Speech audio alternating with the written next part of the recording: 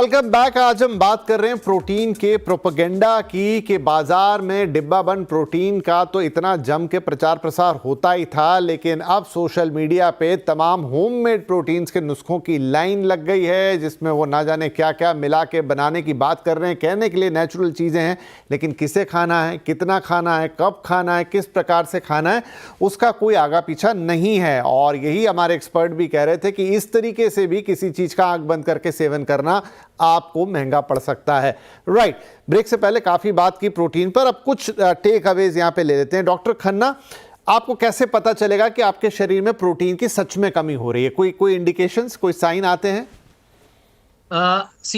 एक तो आपको रियलाइज करना है कि एज के साथ, specially after the age of 50 year, we start losing our muscle मास।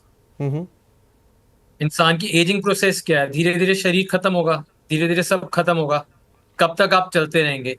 तो फर्स्ट इज कि मसल आपकी कम हो रहा है। कैसे आपको पता चलता है? जैसे अगर हम डायरेक्टली मेजर नहीं कर रहे, पहले आप बैठते थे एकदम उठ जाते थे, अब उठने में आपको टाइम लगता है। आपका हाथ की स्ट्रेंथ आपको कम लगती है, पहले आप जोर के कुछ पकड़ लेते थे, अब आपको वीकनेस लगती है।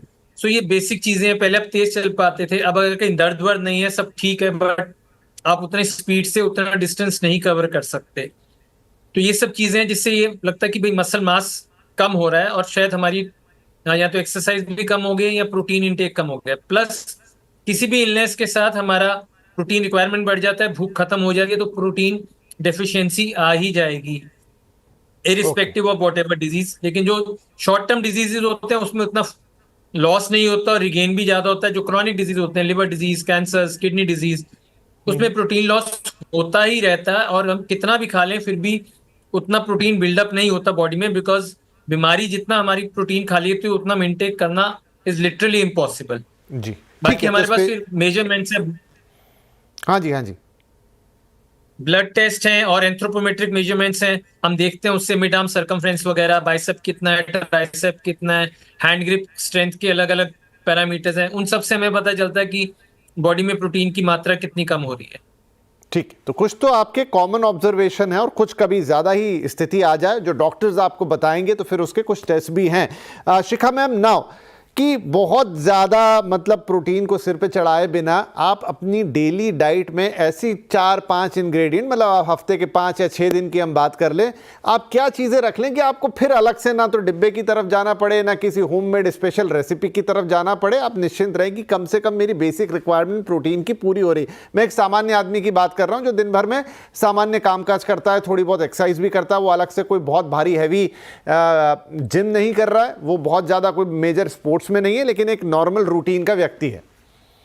जी, तो मैं आपको बहुत सिंपल थंब रूल बता रही हूँ कि एक तो अपनी डाइट में कोई ना कोई ड्राई फ्रूट जरूर रखिए, क्योंकि एसेंशियल फैटी एसिड्स और प्रोटीन दोनों साथ साथ चलते हैं, तो ये बहुत इंपॉर्टेंट है। कोई ड्राई फ्रूट्स आपके पास हो, जैसे बादाम होते हैं, विंटर्स में अखरोट होते हैं, तो कोई ना कोई, और सीड्स होते हैं, तो एक नट्स एंड सीड्स का एक आप बना सकते हैं, जो कि हैंडफुल रोज आप लेंगे।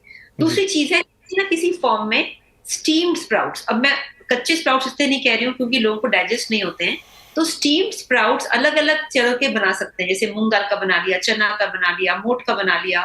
तो अलग अलग दिन अलग अलग स्टीम स्प्राउट्स आप लें अपनी डाइट में, उसमें आप अलग अलग वेजिटेबल्स वगैरह डाल के आप बना सकते हैं।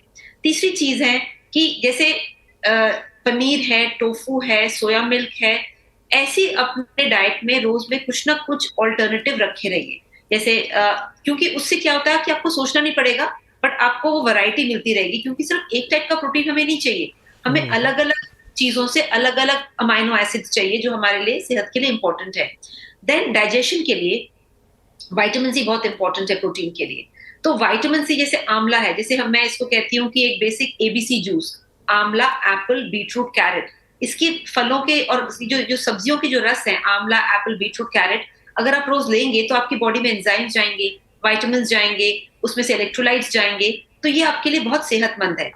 वैसे भी अगर आप देखें कि हमारी जो एक देसी डाइट में हम मटर भी खाते हैं, हम हरी सब्जियां भी खाते हैं, तो ये जो अलग अलग साग हैं, मैं देख रही हूँ कि टाइम जो पहले हम साग बहुत खाते थे, बथुआ है, मेथी है, पालक है, अब क्योंकि लोग मोस्टली ऐप से ऑर्डर कर रहे हैं, तो साग वगैरह वो तो ज्यादा बनाते नहीं है, तो साग हमारी जो कंजम्पशन है ना हरी सब्जियों की, सागों की, वो बिल्कुल 10% भी नहीं रह गई है।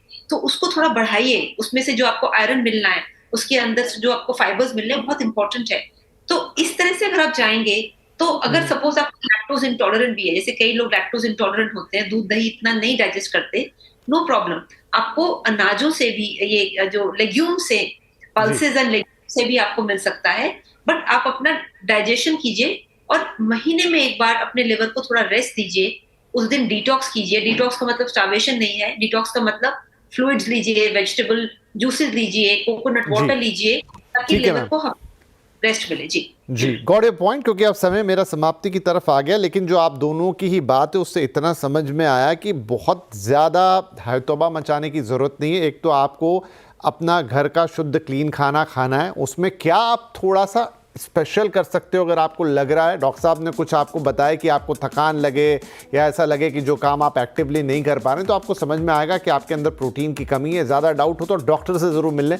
लेकिन उसके बाद अपनी डाइट, रेगुलर डाइट को अच्छे से खाएं, अच्छे से आराम करें, और फिर छोटे छोटे अगर आपको लग ही रहा है तो मैम ने बताया कि आप कैसे स्प्राउट्स को यूज़ कर सकते हैं, आप कैसे सिंपल नट्स को ऐसे ही डेयरी में रोज़मर्रा में खा सकते हैं, छोटा मोटा, ऐसा बहुत सारा कंज्यूम नहीं करना है, अलग से कुछ भी आपको नहीं करना है। आपकी प्रोटीन की जो रिक्वायरमेंट टेक केयर। हाँ, आप बहुत ज़्यादा किसी एथलेटिक्स में हैं, आप जिम बहुत हाई लेवल का कर रहे हैं, तो ज़रूर आपको किसी स्पेशलिस्ट से बात करनी चाहिए और अपनी प्रोटीन रिक्वायरमेंट पे काम करना चाहिए। लेकिन अगर आप एक नॉर्मल की रूटीन लाइफ जी रहे हैं, तो आपको अलग से कोई इश्तिहार देख के, कोई इन्फ्लुएंसर की बात सुन के, कोई चीज़ रील देख के अपने डिसीजन नहीं लेने। Thank you very much both of you. I think आज आप प्रोटीन को थोड़ा हम डिकोड कर पाएँ, उसे प्रोपेगेंडा से नॉर्मल प्रोटीन पे ला पाएँ, और ये दर्शकों के काम आएगा। धन्यवाद।